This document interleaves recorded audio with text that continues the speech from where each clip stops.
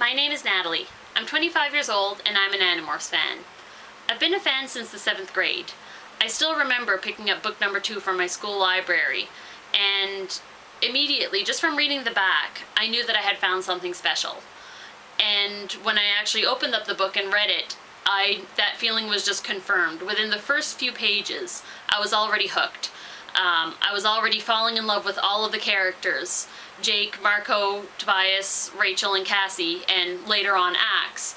They were just very real to me, and they continued being real. They continued being those special characters that had hooked me, which I think is why years later I can still reread the series and I can still find that feeling that this series is special, because even though Animorphs is written for kids, it still has themes that are interesting for an adult reader. It still has characters that are real enough that you relate to them, because it's not just about turning into animals and fighting aliens. It's about all those shades of gray, all those moral struggles that they go through, which is a very important lesson, especially for the younger readers. Because too many people fall into the trap of thinking, oh, well, there's good and evil, there's black and white, there's nothing in between.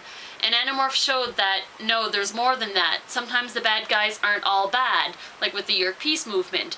Sometimes the good guys aren't all good. We see that with the Andalites not being the champions of the universe like they're first assumed to be. And I think that's a very important lesson for people to learn, because life is like that. Your enemies aren't always all bad, and the good guys aren't always all good. Overall, Animorphs has been a very positive influence in my life. There's a lot of life lessons that I learned from there that I still apply today and will always apply. Other than the Shades of Grey message, there was a lot of other messages in Animorphs that stuck with me. For example, in the Andalite Chronicles, there's one line that went something along the lines of, without life there is no despair, but without life there's also no hope, which is something that at the time meant a lot to me, because the high school I was planning on going to was going through a streak of student suicides, and that line just spoke to me in a way of saying, you know what, there's always hope, even when things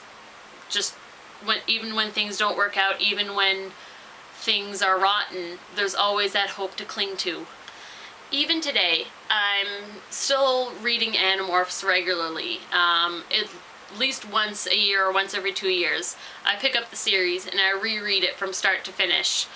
So I think overall, Animorphs is just one of my favorite book series in the world, if not the favorite, my number one favorite book series.